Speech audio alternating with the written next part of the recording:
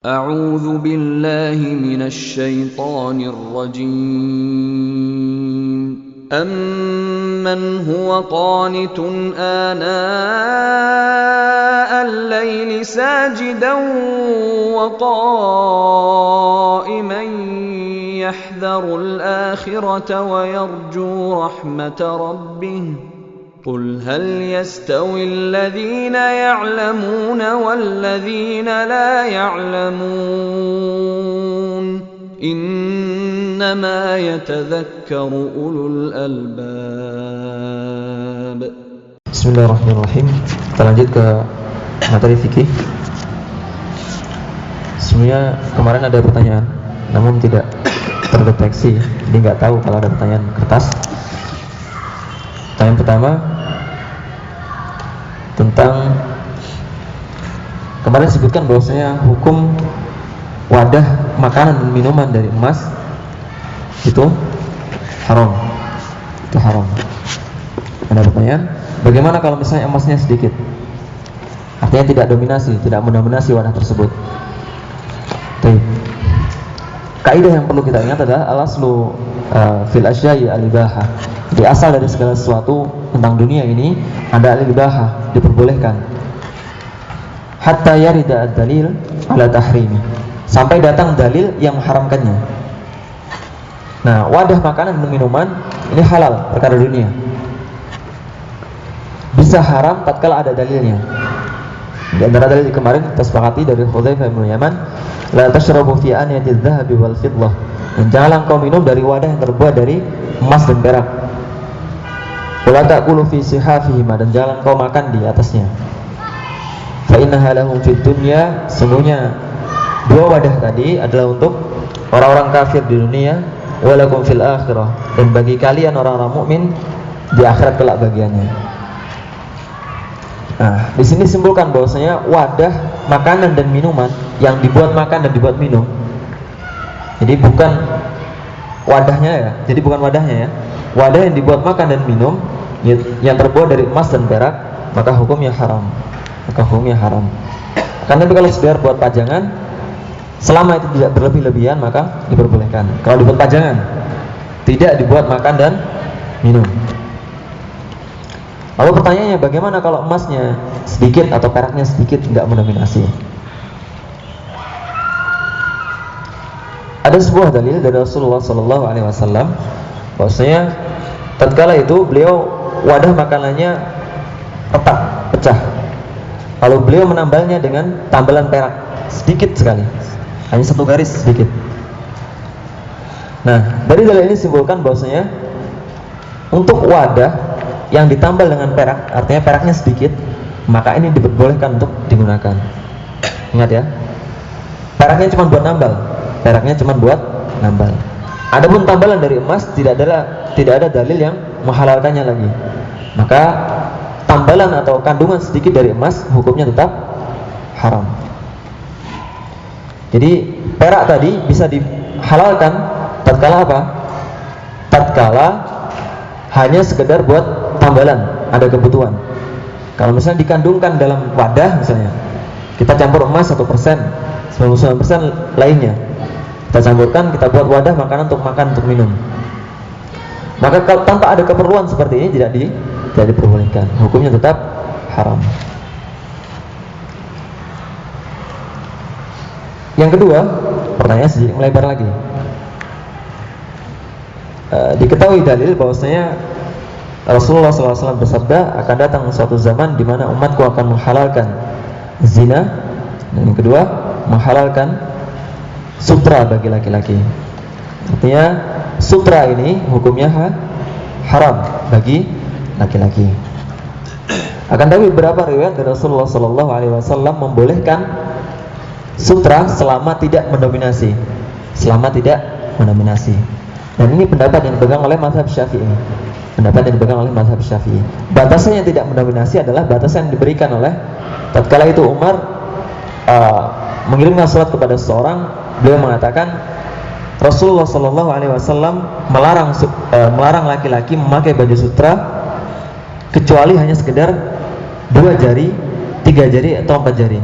Jadi batasan besar luasan sutranya cuman 2 jari, 3 jari dan 4 jari.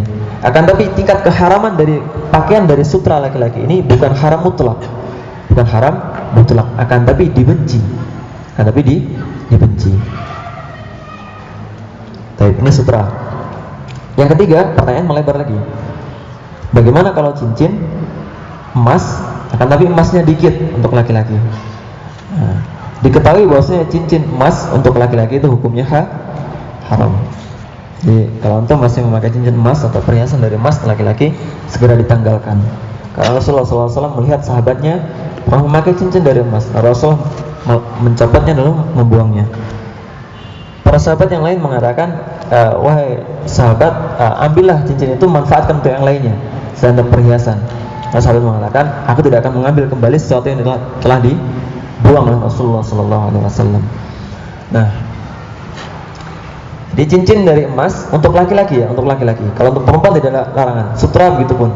Jadi sutra untuk perempuan tidak ada larangan. Terus cincin emas khusus untuk laki-laki, maka diharapkan baik kandungan sedikit maupun kandungan banyak. Jadi kan misalnya emas, misalnya emasnya cuma sedikit 1%, akan tapi ada emasnya, maka tidak diperbolehkan. Wallahu ta'ala a'lam.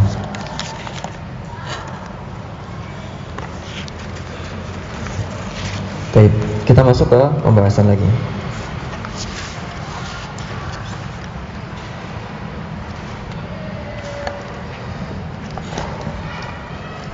Faslun, halaman 11.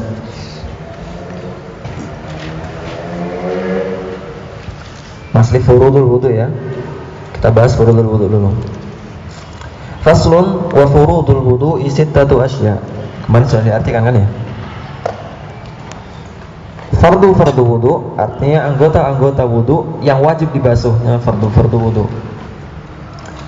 Atau sesuatu yang menjadi kewajiban dalam wudu ini fardu wudu. Sittatu asya, ada 6 perkara. Yang pertama, an-niyatu 'inda ghaslil wajhi. Niat tatkala membasuh wajah. Yang dimaksud dengan niat ini adalah menyengaja melakukan sesuatu di awal perbuatan tersebut. Jadi misalnya kita hendak mengangkat kitab. Nah, tatkala hendak pas mengangkat kitab ini detik ke 0 atau detik ke 1 ya? Ke 0 ya? Ke 0 mengangkat kitab ini, maka itulah yang disebut dengan niat. Jadi kalau misalnya aku ingin mengangkat kitab, tapi kitabnya nggak diangkat-angkat, tapi sudah terbetik dalam hati, aku ingin mengangkat kitab, tapi kitabnya nggak diangkat, maka itu bukan niat. Paham ya? Hah? Tapi nggak dilakukan ya. Tapi ketika dilakukan maka diperbolehkan. Kalau misalnya niat melakukan kebaikan kan itu dapat pahala sebenarnya melakukannya. Ini nggak ada kaitannya dengan memperoleh pahala atau enggaknya. Ini secara bahasa yang dimaksud dengan niat nanti berbeda dengan azam.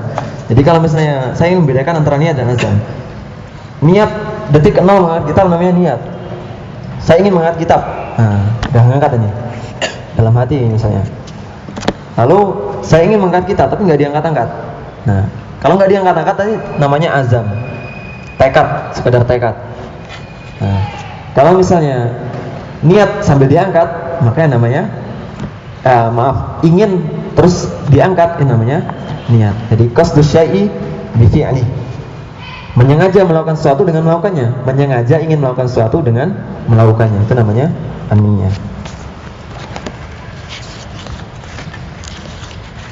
Nah, dalam wudu ini ada niatnya. Dan tapi niat yang dimaksud bukan sekedar nawaitu, misalnya nawaitu wudu'a dan seterusnya. Namun apakah boleh misalnya niat dengan mengucapkan nawaitu dalam hati misalnya? Boleh atau enggak? Diperbolehkan. Diperbolehkan. Jadi ulama mazhab Syafi'i, maka sebagian membolehkan seperti itu. Akan tapi sebagian yang lain mengatakan bukan tidak boleh. Akan tapi niat sekedar, ya aku ingin melakukan sesuatu dan melakukannya, namanya niat. Jadi menyengaja melakukan sesuatu lalu melakukannya namanya niat. Jadi misalnya wudu, saya berniat wudu untuk menghilangkan hadas, maka cukup niat seperti ini. Enggak perlu lafadznya sesuai dengan misalnya yang kita kenal sehari, nawaitu Gimana? Saya lupa. Gimana? Ya, seperti itu. Jadi intinya sama. Lafaz niat tadi untuk menjaga. Lafaz niat tadi kan menjaga. Karena misalnya kita wudu, niatnya misalnya untuk sekedar panas nih, biar adem siang-siang. Maka nggak dapat wudunya. Maka perbuatan kita jadi membasuh muka, tangan, lalu kepala, telinga dan kaki nggak dapat wudunya. Karena niatnya salah. Karena kalau sudah diniatkan dalam hati nawaitu wudu rafil hadasi ya dan seterusnya, maka ini dapat niatnya. Namun tidak harus dilafatkan seperti itu. Cukup karena saya berniat untuk berwudu karena menghilangkan hadas, cukup. Selesai. Kalau misalnya antum melakukan rentetan perbuatan wudu akan tapi niatnya sekedar ya biar dingin, maka ini tidak diperbolehkan. Ya boleh tapi antum nggak dapat pahala wudunya atau nggak dapat esensi wudunya. Dan memang bukan disebut wudu, ya cuman nyegerin badan gitu aja.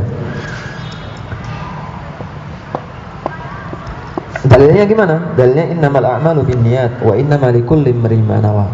Semuanya segala sesuatu itu tergantung niatnya.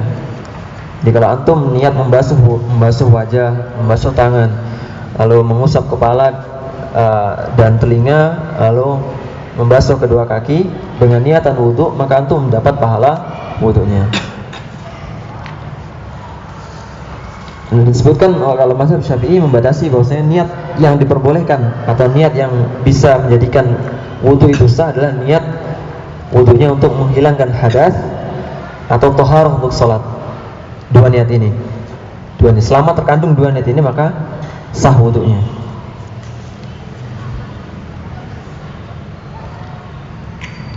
Itu niat. Yang kedua, wa ghuslul wajhi, membasuh wajah. Dalilnya banyak. Sebagaimana contoh misalnya Al-Maidah ayat 6. Ya ayyuhalladzina amanu idza qumtum ilas salati faghsilu wujuhakum. Maka basuhlah wajah kalian. Di batasan wajah ini, apa yang terletak di antara kedua telinga. Dan batas yang lain adalah batas tumbuhnya rambut. Kalau atas nih, atas dahi nih, pelipis dan telinga, muter ke jenggot. Ya, batas normal. Kalau misalnya botak di belakang enggak. Tapi batas normalnya sampai dahi sini, dahi atas lah.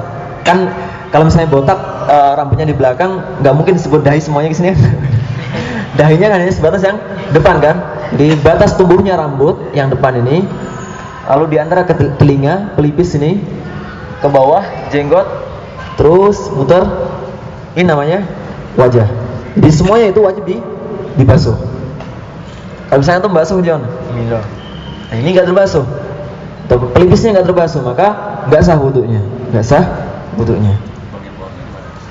Bagian bawahnya sini, dagu, sampai sebelum leher, sampai jenggot ini. Nah, dagu. Di bawah ini Sebutan dagu. Ini enggak. Ini karena enggak masuk wajah. Kalau wajahnya maksudnya menghadap ke depan. Wajah menghadap ke depan. Jadi menghadap ke depan ini kan. Jadi batasnya batas tumbuh rambut tepi pelipis ini. Yang penting di antara kedua telinga. Yang menghadap ke depan namanya wajah.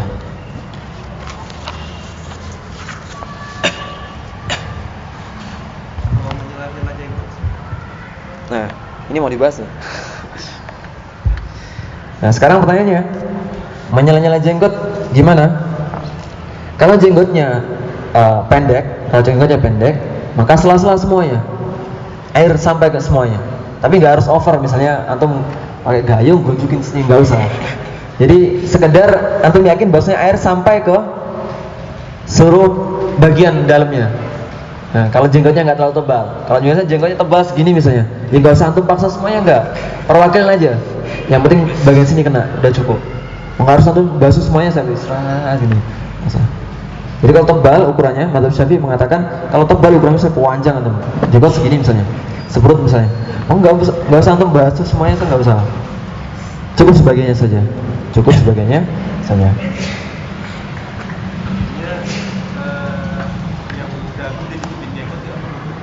Kalau jenggotnya tebal, iya. Kalau jenggotnya tebal maksudnya panjang, maka nggak perlu. Hanya sebagian sini aja, nggak perlu semuanya. Akan tapi kalau jenggotnya pendek segini, ya semuanya. Yang penting kulit mukanya ini kan. Yang penting kulit mukanya. Nah. Rasulullah SAW wa khallil lihya. Rasulullah kalau wudu wa khallil, dan menyela-nyela jenggotnya. Jadi sela-sela gini. Enggak perlu antum gerujuk, tapi antum sela-sela cukup. Dengan tangannya basah antum sela-sela. Wa ghaslul yadaini, dan membasuh kedua tangan ilal mirfaqaini, sampai kedua siku. Yang diperhatikan siku luar, siku dalam, itu perlu diperhatikan. Rasulullah tatkala berwudu adaroma ila mirfaq. Rasulullah menyampaikan, jadi membuat sampai air ke siku-sikunya. Jadi jangan sampai lolos siku-siku ini. Meskipun cepat kering, jangan sampai lolos. Atau misalnya kalau udah kering, kering ini basah lagi, kering basah lagi, ya nggak basah-basah. Jadi antum cukup basuh. Kalau misalnya kering ya biarkan, basuh, kering biarkan. Paham ya? Wa mashu ba'dir ra'si, dan membasuh sebagian kepala. Ada perkataan ghaslu dengan mashu. Kalau ghaslu itu mengalirkan air, jadi airnya kandungannya lebih banyak. Kalau ghaslu mengalirkan air, itu ghaslu, airnya lebih banyak. Kalau mashu, airnya lebih sedikit. Itu bedanya ghaslu sama al-mashu. Meskipun banyak sekali kata-kata dalam bahasa Arab yang mempunyai arti yang hampir mirip seperti ini, artinya juga beda-beda. Seperti ghaslu sama mashu ini. Nah, cara membasuh sebagian kepala ini ada dua pendapat. Dua cara. Di sini tidak disebutkan telinga ya. Di sini tidak disebutkan telinga. Nah, cara membasuhnya dari hadis Rasulullah yang lain, dari hadis dari Rasulullah SAW, bahwasanya Rasulullah caranya adalah air di tangan diusapkan dari ujung depan, ujung rambut paling depan, beliau usapkan sampai ke belakang, sampai tengkuk, lalu beliau kembalikan ke depan lagi. Fa'aqbala biyadaihi wa adbar. Rasulullah dari depan, fa'aqbal biyadaihi wa adbar. Kemudian beliau kembali ke depan lagi. Lalu membasuh telinganya, disebutkan dalam hadis lain, membasuh telinganya dengan air yang bekas usapan yang di kepala. Jadi Rasulullah masukkan jari telunjuknya ke telinga, lalu jempolan taruh di bagian luar telinga, dalam telinganya. Lalu beliau putar ke depan, dari belakang ke depan. Begitu pun sama. Nah, membasuh kepalanya cukup sekali. Jadi satu, sebutkan hadis dari kalau salah Ali bin Abi Thalib, bahwasanya Rasulullah masaha Rasulullah SAW bi ra'sihi wahidatan. Rasulullah membasuh cuma sekali. Jadi sekali, seret, ujung depan lagi, lalu masukkan, usap, seret, selesai, sekali. Lalu sebutkan lagi hadis lain lagi mengatakan bahwasanya Rasulullah mengambil air yang baru untuk telinganya. Jadi untuk kepalanya sendiri, untuk telinganya sendiri. Nah, antum bebas pilih yang mana. Ini fikih. Jadi kalau apa? Rambutnya gondrong, misalnya segondrong apa misalnya? Gondrong banget misalnya, panjang. Nggak perlu dibasuh semuanya. Kalau gondrong banget nggak usah dibasuh semuanya. Yang penting seperti yang lihyah tadi. Kalau lihyah pewanjang misalnya, nggak perlu antum basuh semuanya, nggak usah. Antum sela-sela di bagian yang ini. Kalau sama dengan rambut tadi, antum bagian sentok cukup. Nggak perlu semuanya antum seret, ini nggak usah. Begitupun wanita sebagiannya saja nggak masalah. Wallahu a'lam. Kadar airnya segimana? Kadar airnya terserah. Maksudnya apakah ditampung segini digituin? Nggak usah over. Kalau masuk itu sedikit. Jadi air ditampung dulu, misalnya air mancur ya, air mancur, tampung, lalu dibuang lah, misalnya tiket apa namanya? Dikipat-kipat apa bahasa Indonesia? Dicipratkan, lalu dibalikan lagi. Jadi sisa air. Itu namanya mashu. mashu. Kalau ghuslu kan airnya tampung pure. Nah, diusapkan dan. Nah, kalau mashu diusapkannya dalam tangan basah tok.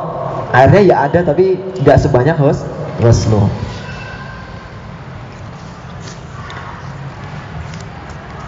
Makanya disebutkan wa mashu ba'dir ra'si, sebagian kepala, enggak perlu semuanya.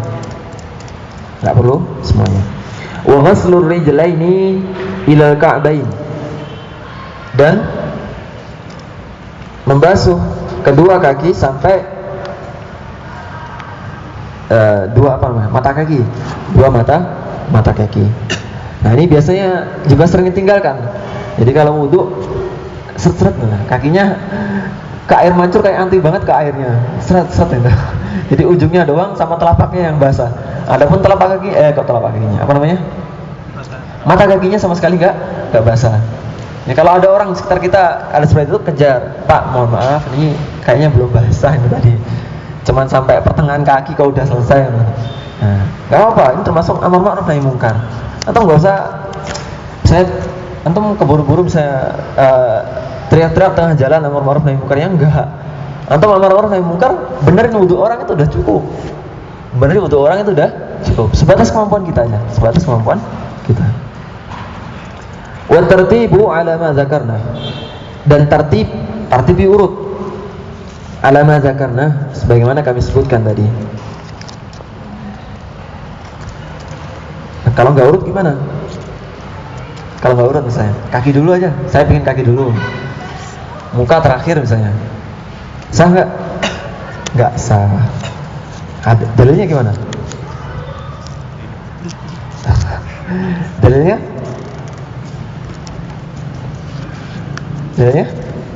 Dalilnya adalah ya tatkala Rasulullah ditanya tentang runutan ibadah haji, beliau mengatakan mulailah dengan apa yang dimulai oleh Allah. Jadi memulai sesuatu yang telah dimulai oleh Allah. Jadi urutannya sesuai apa yang dimulai oleh Allah. Sebutkan Al-Maidah tadi, ya alladzina amanu idza qumtum ila sholati faghsilu wujuhakum dan seterusnya. Dan seterusnya. Dan urutannya memang seperti itu, maka jangan diubah-ubah. Baik. Itu ringkasan dari tata cara berwudu.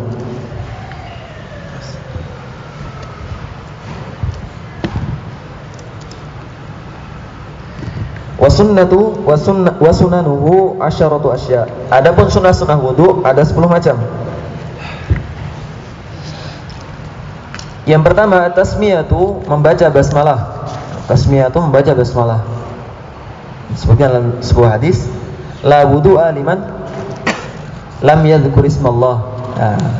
Tidak ada wudu sebenarnya. Tidak sempurna wudu seseorang yang tidak mengucapkan bismillah. Makanya mu'alif menyebutkan at-tasmiyah ini dalam bagian sunnah, bukan ke dalam fardu. Mengucapkan setelah dalam hati. Bismillah, mengucapkan lirik saja, nggak perlu keras misalnya. Bismillah misalnya, nggak usah. Bismillah. Kalau di kamar mandi gimana?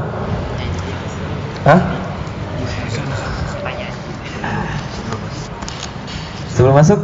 WC mas. Mandi buat mandi. Nanti sesi pertanyaan nanti ya.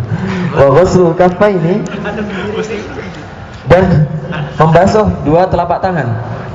Jadi wa ghusl kaffaini qabla idkhalihi ma'alina, membasuh kedua telapak tangan qabla idkhalihi ma'alina, sebelum memasukkan keduanya ke dalam wadah. Maksudnya wadah untuk berwudu. Jadi kalau sebutkan Utsman bin Affan pernah mengajarkan budaknya yang bernama Khumran untuk berwudu, beliau faghasala yadahu, maka beliau membasuh kedua tangannya. Membasuh artinya membersihkan kedua tangannya dulu, salasa marrat, sebanyak 3 kali. Wastansyaqa, wala sumata tamat madha. Wal madmadatu, dan berkumur. Jadi setelah membasuh bersih, dikiranya bersih dari najis. Wal madmadatu, dan berkumur. Ambil air di wadah, berkumur, lalu dibuang. Antum telan misalnya, Wal istinsyaku, dan menghirup air. Istinsyak, menghirup air. Hidung. Menghirup berarti hidung kan? Kalau menghirup hidung. Kalau mulut berarti apa? Meminum. Jadi al-istinsyak itu menghirup hidung. Sebenarnya masih ada satu lagi tambahan. Istinsar, namanya istinsar. Ada istinsyak, istinsar. Kalau istinsyak itu menghirup air ke hidung, melalui hidung. Kalau istinsar mengeluarkan airnya. Jadi setelah bersihkan keluarkan. Jangan atau dihirup tapi nggak dikeluarkan lagi. Atau menghirup, kalau istinsar keluarkan, setelah dibersihkan keluarkan. Bisa kan? Ya nggak ada prakteknya di sini ya. Sunnah selanjutnya, wa mashu jami' ar-ra'si, dan membasuh seluruh kepala. Ini sunnahnya. Jadi mazhab Syafi'i mengatakan cukup sebagiannya nggak masalah. Cukup sebagiannya nggak masalah. Sebagian itu berapa bagian? Ya terserah, namanya juga sebagian. Terus itu ini nggak apa-apa. Cukup. Wa masul udhunaini zahirihima wa batinihima bima'in jadid. Mengusap kedua telinga, luar dan dalamnya, dengan air yang baru. Jadi mengusap telinga ini tetap hukumnya fardu ya. Akan tapi dengan air yang baru atau air yang lama bekas usapan kepala, maka ini beda hukumnya. Beda hukumnya. Jadi boleh pakai air yang baru, boleh pakai air yang lama. Apa? Lebih utama mana? Enggak ada yang lebih utama. Semuanya pernah dilakukan Rasulullah SAW. Berarti ini menjelaskan yang fardu tadi maksudnya, bukan Menjelaskan sunnahnya. sunnahnya pas yang tadi. Wa tahlilul lihyati al-kassati, menyela-nyela jenggot al-kassati yang lebat. Kalau tipis kan nggak usah sela-sela juga Kak. Diusap gini langsung beres lah. Tapi kalau tebal kan di sela-sela. Tapi kalau panjang tadi para ulama membolehkan cukup sebagiannya saja. Kalau panjang benar. Wa takhlilu asabi'il yadaini war rijlaini.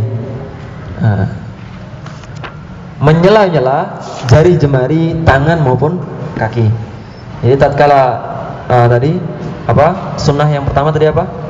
Ghassala yadah, membasuh kedua tangan, maka sunnah hukumnya menyela-nyela. Agar supaya apa? Airnya benar-benar nyampe. Ini biasanya sela-sela sulit ini. Sela-sela sulit. Termasuk kedua kaki. Jari jemari kaki termasuk di sela-sela.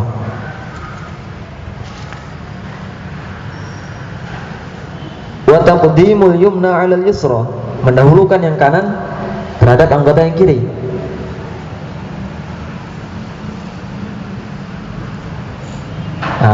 Rasulullah SAW mendahulukan yang kanan dibanding anggota tubuh yang kiri. Maka hukumnya sunnah mendahulukan yang kanan daripada yang kiri. Wa thaharatu salasan. Tadi fardu wudu tadi dilakukan 3 kali. Jadi setiap anggota 3 kali. Tangan 3 kali, kanan 3 kali, kiri 3 kali. Ini sunnah. Kepala sekali.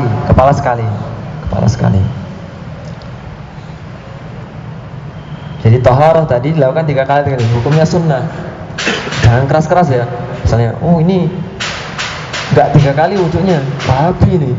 Jangan sampai, ini fikih. 3 kali masuk ke dalam sunnah, bukan fardu wudhu. Termasuk juga antum misalnya Wahabi. Termasuk antum misalnya ngelihat orang berwudhu, lalu ngelihat dia, dia kok telinganya dibasuh dengan air yang baru misalnya. Ini salah ini, sesat ini orangnya. Antum belajar fikih. Kalau akidah boleh antum keras kayak gitu. Akidah keras tapi dengan hikmah. Tapi fikih antum harus perhatikan dulu. Ini ulama siapa yang beliau gitu? Jangan-jangan memang benar ada dalilnya dan kita nggak tahu. Nah ini fikih, hati-hati. Wal muwalatu sama artinya.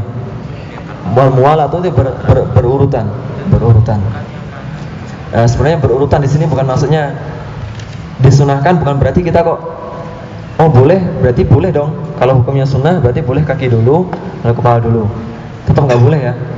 Tetap hukumnya wudu tadi harus berurutan, tertib dan urutan. Baik, sampai sini ada pertanyaan, silakan.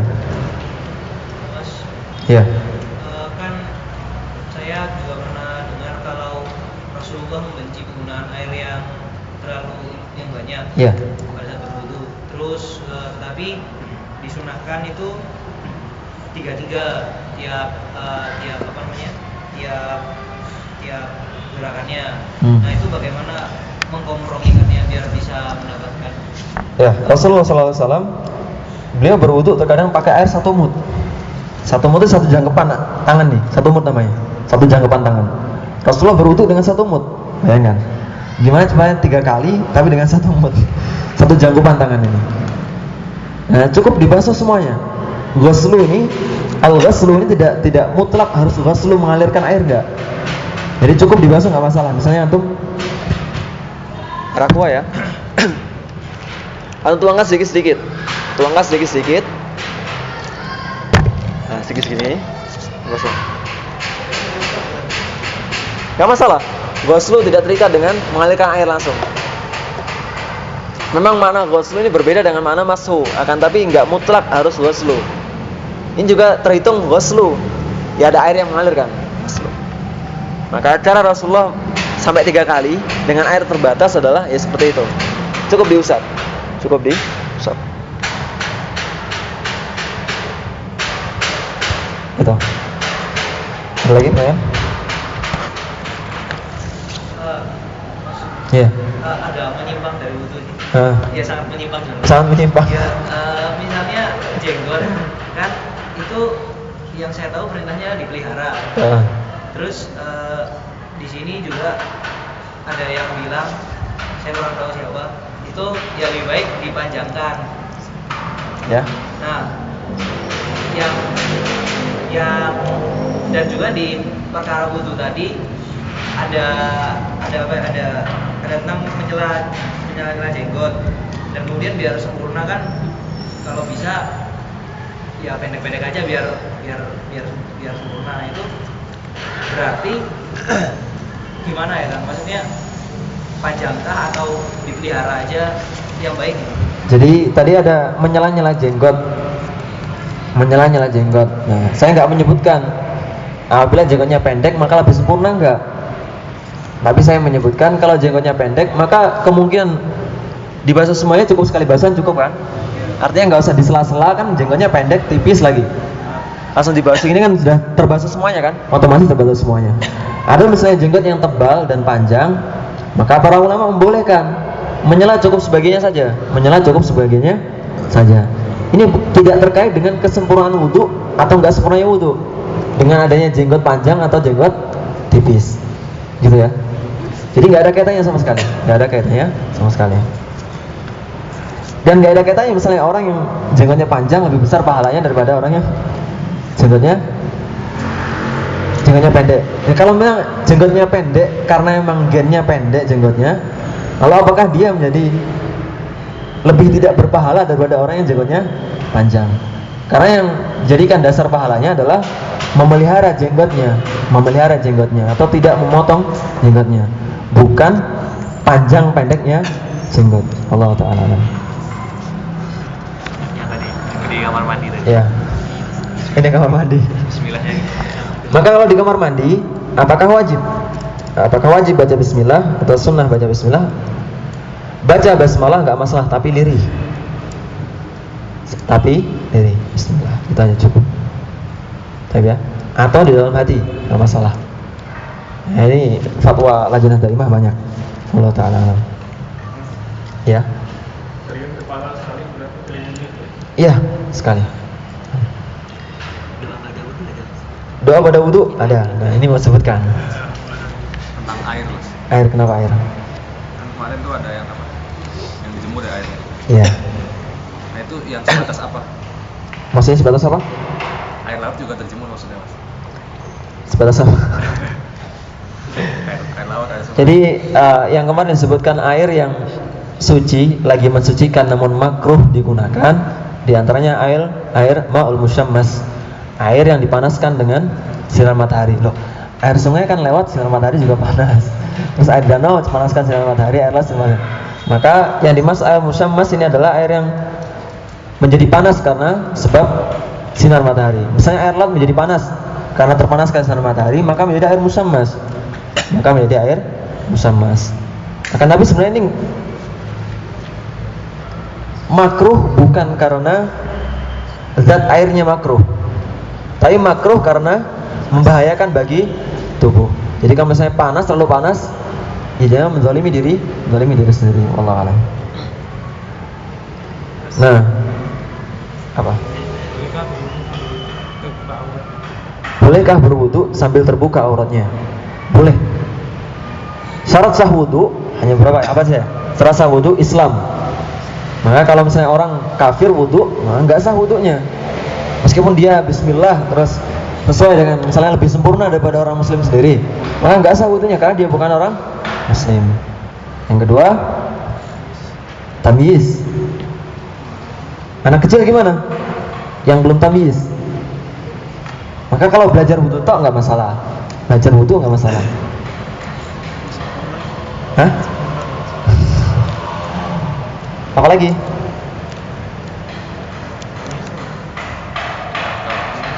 Tamyiz itu mampu membedakan mana yang baik dan yang buruk. Bukan sekedar umur ya. Tamyiz itu mampu membedakan yang baik dan buruk. Umur 5 tahun misalnya sudah bisa bedakan, oh ini tauhid, ini syirik. Wah, ini udah pintar berarti anaknya. Maka dia sebut dengan tamyiz. Ya misalnya seperti Musa hafizahullah al-hafidh, umur 6 tahun sudah menyanyi kita semuanya. Dia sekarang sudah hafal 1000 hadis dan 30 juz secara mungkin. Ya, semoga Allah mengaruniai kita hafalan yang kuat seperti itu dan amalan yang manfaat insyaallah. Kita lanjutkan dulu ya.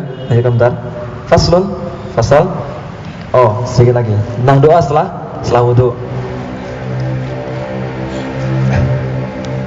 Gimana doa setelah wudu? Ada yang hafal?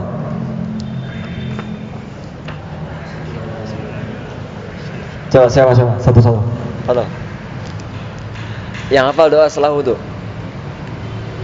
Loh ini setelah wudu nggak ada yang berdoa. Atau nggak yakin selama ini dengan doanya?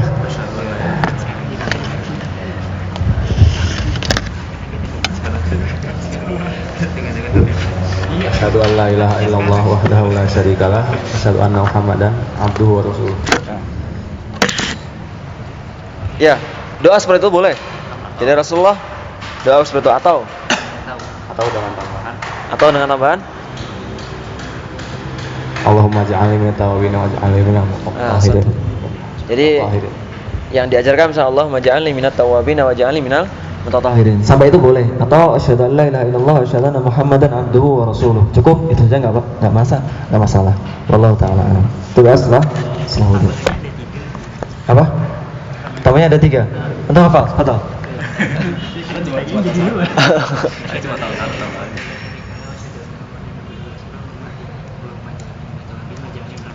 Satu. 1, 2. Oh 3 ya? Ada 3. Barakallahu fiik. Nah. Taib itu doa setelah wudu dan banyak versinya. Antum terserah pilih yang mana, yang singkat atau yang sedikit panjang. Fasal wal istinja.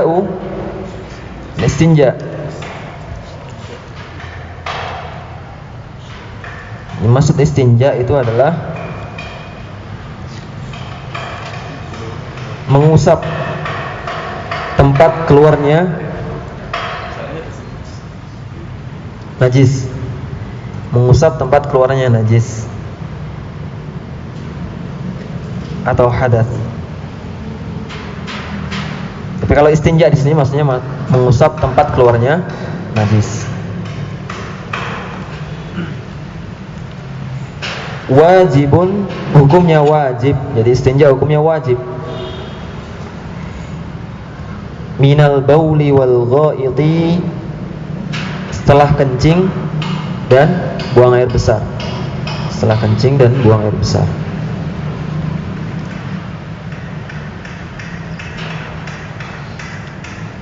Wal afdalu ayyastanjiya bil ahjar.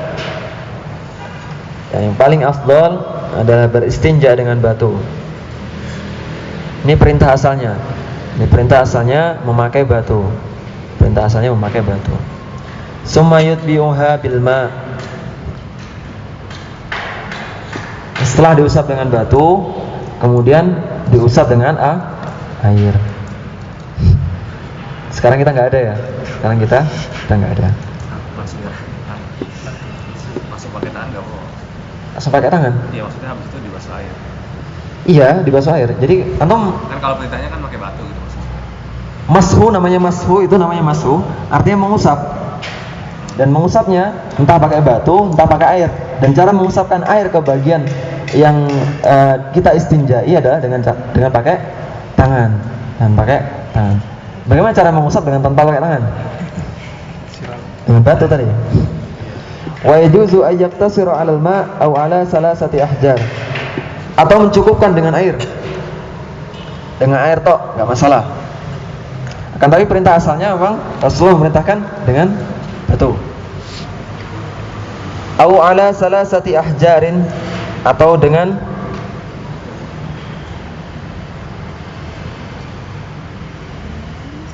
tiga batu.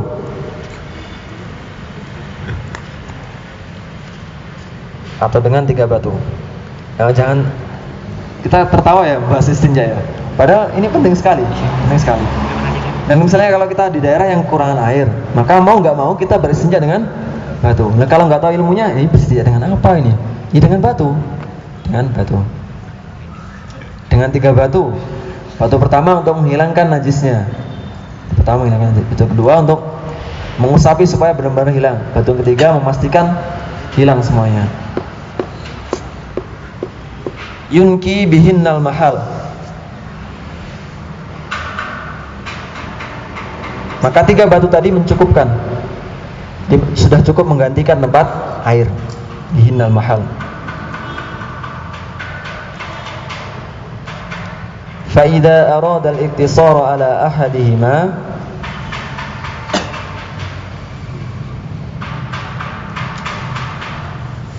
jadi yang pertama tadi kan batu satu, terus pakai air. Yang kedua pakai air tok. Yang ketiga pakai tiga batu. Nah, fa idza arada al-iktisar, jika ingin meringkas ala ahadihima dari ketiga tadi, fal ma'u afdal, maka air lebih utama. Karena air ini lebih menghilangkan bau, juga ainun najas. Jadi zat najisnya hilang dengan air. Dengan batu hilang zat najisnya, akan tapi boleh jadi baunya, rihnya masih.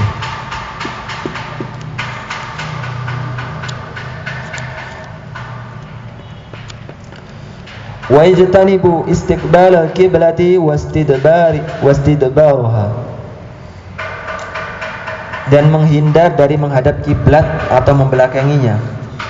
Jadi hukumnya makruh. Tatkala di mana? Fis sahra, di padang luas. Artinya enggak ada dinding. Kalau misalnya ada dinding, para ulama berbeda pendapat. Ada yang memakruhkannya, dan ada yang membolehkannya karena sudah terbatasi dengan dinding. Wa yajtanibul baula wal gha'ita fil ma'ir raqid, dan menghindar dari buang air kecil maupun buang air besar di air yang di genangan air yang menggenang. Jadi misalnya di kolam renang.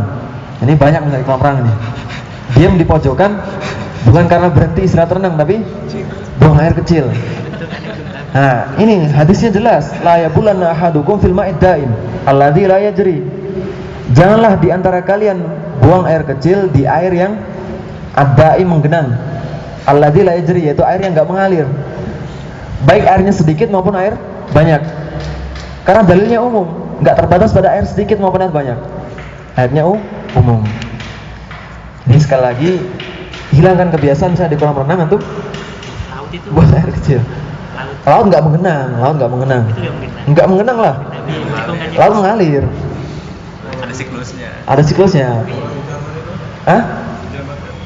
Apa? Di jamban. Jamban. Kloset. Kloset ada air yang benar. Tapi kan nanti mengalir nanti. Mengalir. Yang penting airnya itu istiqomah dalam menggenang. Istiqomah dalam menggenang. Hikmahnya adalah air tidak boleh dilarang kita buang air kecil maupun buang air besar dari menggenang adalah airnya bisa dimanfaatkan yang lainnya. Misalnya ada Diminum. di antaranya mungkin diminum kucing dan lain-lain. Allah alam. Hadisnya jelas ya. Sekarang tinggalkan kebiasaan meninggalkan jejak di kolam renang. Wa tahtas syajarah al-muthmirah, dan di bawah pohon yang berbuah. Jadi misalnya ada pohon berbuah lebat, buahnya bisa dimanfaatkan, tapi antum kencing di bawah pohon itu atau bahkan buang air besar di situ, maka jangan sampai. Karena hikmahnya adalah mengganggu orang yang hendak memanfaatkan pohon tersebut. Boleh jadi orang mampir untuk berteduh nggak jadi karena bau buang air kecil. Atau nggak jadi karena buah apa nih? Kucing aja kalah, jangan-jangan. Wafit toriki, dan jalan. La haula wala quwwata illa billah. Banyak sekarang ya. Di jalan tol. Di jalan tuh banyak. Jalan tol Mas kalau lagi macet. Kencingnya di samping mobil. Napas mobilnya penuh. Wadzilli, di bayang-bayang. Maksudnya ada tempat rindang misalnya. Bawahnya kan ada bayang-bayang tuh. Saya tempat apa namanya? Misalnya saya apa? Ya bayang-bayang ya, bayang-bayang. Nah itu nggak boleh dikencingin di situ atau dibuat apa namanya? Buang air besar. Ya sama hikmahnya. Boleh jadi ada orang yang tidak berteduh di sana nggak jadi, gegara. Ya antum habis buang air kecil atau buang air besar. Jadi ini hukumnya masuk buat pohon yang berbuah gitu. Apa? Jadi dari yang ini hukumnya masuk ke Masuk. pohon yang nggak berbuah. Masuk. Tadi lebih spesifik pohon berbuah karena manfaat dari buahnya. Nah sekarang manfaat dari berteduhnya. Wasaqobi, maman sabbi, saqubi, saya terlupa. Lubang. Wala yatakallamu 'alal bauli wal ghaid, dan jangan banyak bicara tatkala kencing dan buang air besar. Apalagi diskusi di toilet. Ini biasanya toilet umum ya, diskusi malah.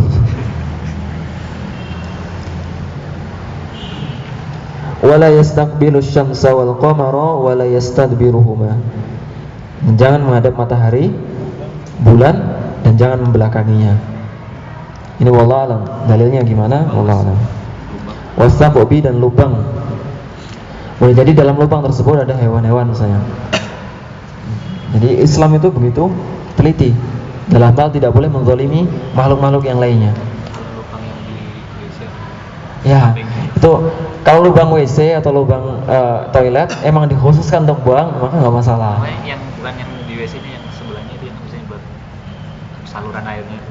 Tapi kan tujuannya untuk saluran kan? Iya. Ya nggak masalah, wallah alam. Tapi nggak pada tempatnya tuh, Iya. nggak pada tempatnya. Wallahu ta'ala alam. Kita cukup sampai sini. Subhanakallahumma bihamdika asyhadu an la ilaha illa anta astaghfiruka wa atubu ilaik. Assalamualaikum warahmatullahi wabarakatuh.